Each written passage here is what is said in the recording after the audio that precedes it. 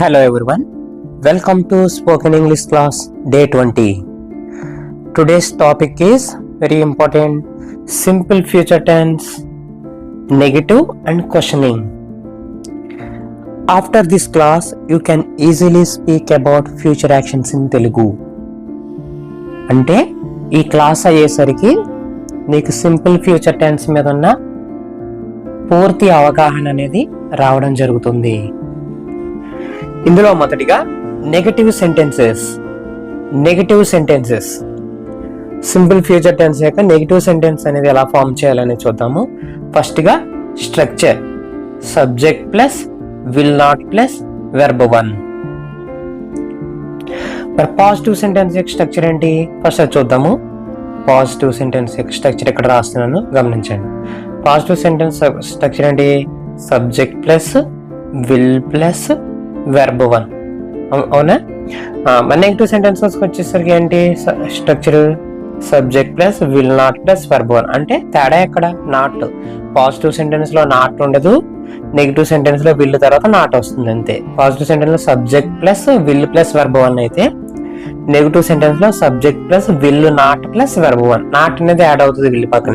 దానికి దీనికి డిఫరెన్స్ అంతే, చాలా ఈజీ. ఓకే, ఇక్కడ నేను పాజిటివ్ సెంటెన్స్ ఒకటి నెగిటివ్ సెంటెన్స్ ఎగ్జాంపుల్స్ రాస్తాను, గమనించండి. ఫస్ట్ పాజిటివ్ సెంటెన్స్ రాస్తున్నాను నేను, పాజిటివ్. ఇక్కడ నెగిటివ్ సెంటెన్స్ సంబంధించి రాస్తున్నాను, నెగిటివ్.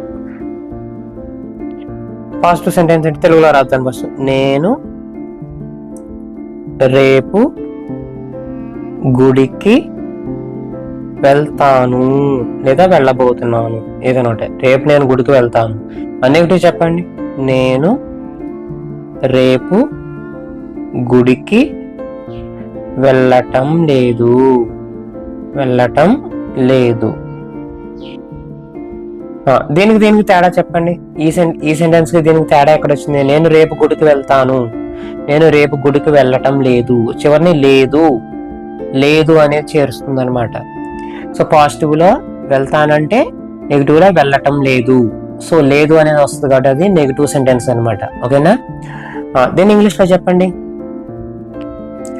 దీన్ని ఇంగ్లీష్ లో చెప్పుకుంటే, నేను అంటే ఐ కదా, వెళ్తాను అంటే I will go to temple.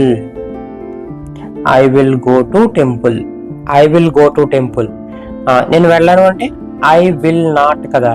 Structure అండి, I will not go to temple.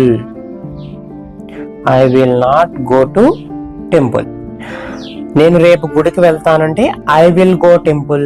నేను రేపు గుడికి వెళ్ళటం లేదు అంటే I will not go temple. So structure ప్రకారం రాసామా లేదా?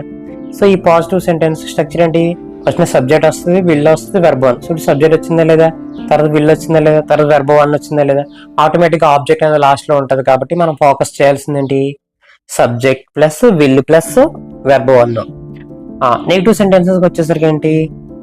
నేను అంటే ఐ, విల్ నాట్ అని వస్తుంది అని చెప్పుకున్నాం కదా. Will not, I will not go. ఇది కాన్సన్ట్రేట్ చేయాలి మనం. ఐ విల్ గో అంటే positive sentence, I will not go అంటే నెగిటివ్ సెంటెన్స్.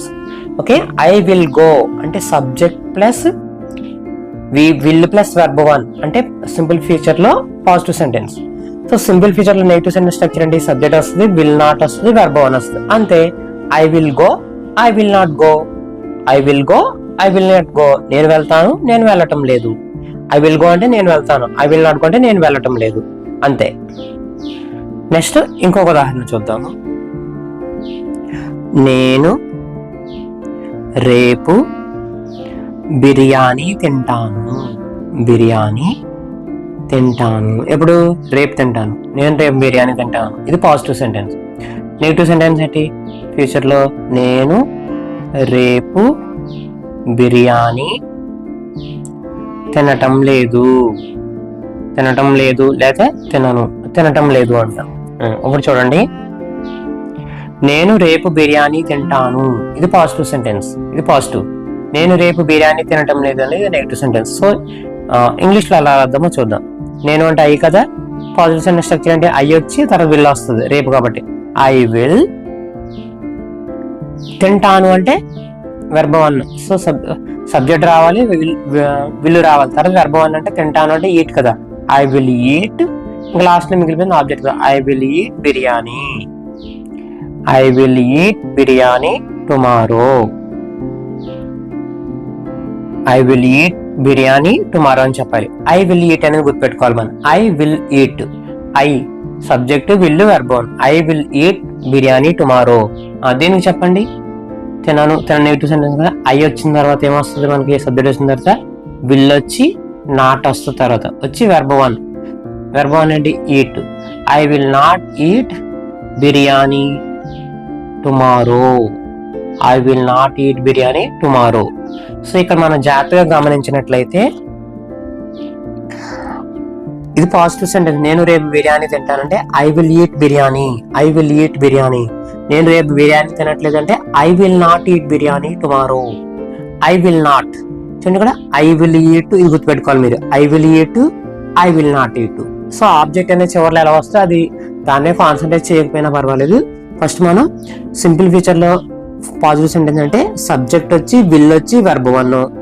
నెగిటివ్ సెంటెన్స్ అంటే సబ్జెక్ట్ వచ్చి విల్ నాట్ వచ్చి వెర్బ్ వన్. అంతే, చాలా ఈజీ. ఓకే, ఈ రెండు స్ట్రక్చర్లు మీరు బాగా గుర్తుపెట్టుకోండి. పాజిటివ్ సెంటెన్స్ స్ట్రక్చర్, అలానే నెగిటివ్ సెంటెన్స్ స్ట్రక్చర్.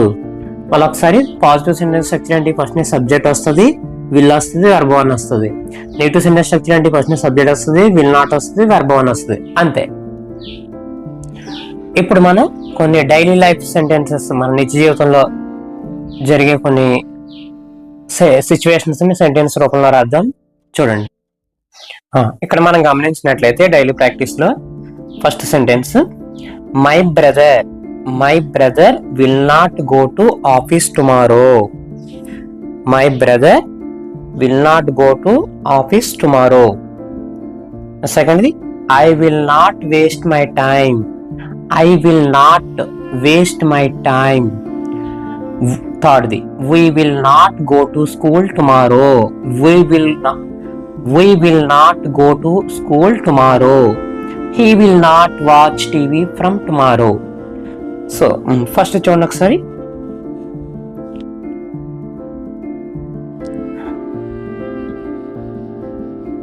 ఫస్ట్ ఏంటి, my brother will not go to office tomorrow అంటే అది మై బ్రదర్ అంటే నా అన్నయ్య లేదా మా అన్నయ్య.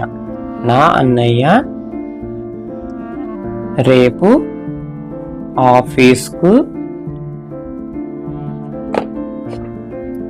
ఆఫీస్కు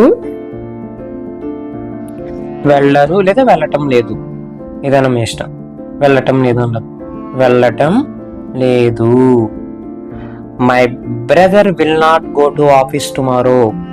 my brother will not go to office tomorrow. నా అన్నయ్య రేపు ఆఫీస్కి వెళ్ళటం లేదు. Next, I will not waste my time.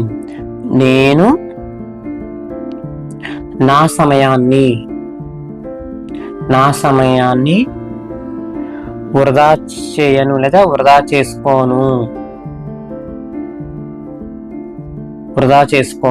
నేను నా సమయాన్ని వృధా చేయను లేదా వృధా చేయను. సమయాన్ని వృధా చేయను. I will not waste my time. Next third the, we will not go to school tomorrow. మేము రేపు పాఠశాలకు వెళ్ళటం లేదు. Next, he will not watch TV from tomorrow. అతడు రేపటి నుండి టీవీ చూడడు. అతడు he will not watch TV from tomorrow. ఇక్కడ మనం జాగ్రత్తగా గమనించినట్లయితే ఫస్ట్ ఏంటి, my brother will not go to office tomorrow. నా అన్నయ్య రేపు ఆఫీస్కి వెళ్ళటం లేదు. చూడండి, ఇక్కడ మై బ్రదర్ అనేది సబ్జెక్టు, విల్ నాట్ సెంటెన్స్ లో will not plus verb one. So మీరు ఎక్కడి వరకు గుర్తుపెట్టుకోవాలి బాగా, my brother will not go, my brother will not go, నా అన్నయ్య వెళ్ళటం లేదు టు ఆఫీస్ టుమారో, ఆఫీస్కి వెళ్ళటం లేదు. Next I will not waste, I will not, so ఇది సబ్జెక్ట్, తర్వాత విల్ నాట్, తర్వాత verb one. So I will not waste, I will not waste, I will not waste. So subject will not verb one, తర్వాత object అనేది చివరిలో. I will not waste my time, నేను నా సమయాన్ని వృధా చేయను, లేదు చూడడు, కాబట్టి ఇవన్నీ నాట్ వస్తుంది అన్నమాట. Next third, we will not go to school tomorrow, we will not go, ఇది దీని మీద కాన్సన్ట్రేట్ చేయాలి మీరు. We subject will not verb one, చాలా easy. Subject will not verb one, ఇది సింపుల్ ఫీచర్ లో negative sentence. We will not go to school tomorrow, we will not go to school tomorrow, we will not go to school tomorrow. Okay, next he will not watch TV from tomorrow, he will not watch, subject will not verb one. He will not watch TV from tomorrow, he will not watch TV from tomorrow, అదే రేపు TV చూడు. Clear?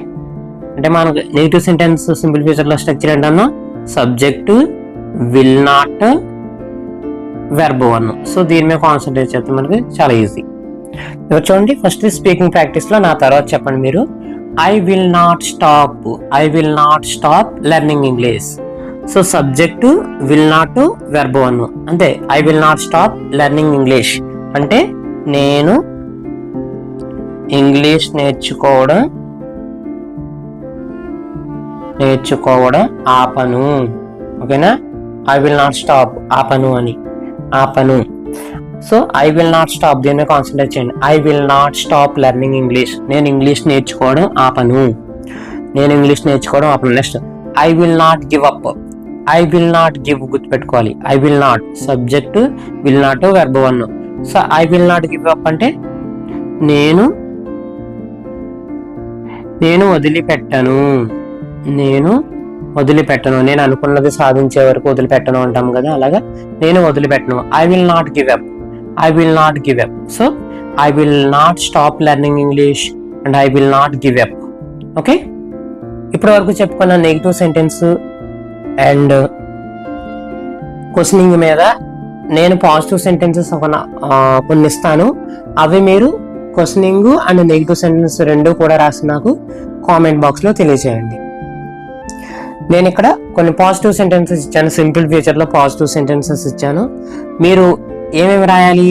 Next negative లో కూడా ఈ sentence మార్చి కింద comment box లో తెలియజేయండి. అలాగే మీకు ప్రాక్టీస్ అనేది చాలా అవుతుంది అన్నమాట. సో మీరు ఎంత ప్రాక్టీస్ చేస్తే అంత బాగా మీకు ఇంగ్లీష్ అనేది రావడం జరుగుతుంది. స్కిప్ చేయకుండా డైలీ కూడా మనం ప్రాక్టీస్ అనేది చేయండి. సో ఇంగ్లీష్ నేర్చుకుంటే మనకు ఫ్యూచర్ చాలా బాగుంటుంది. నేను మరలా కొత్త టాపిక్ తో మరలా నేను మీ ముందుకు వస్తాను. Thank you all.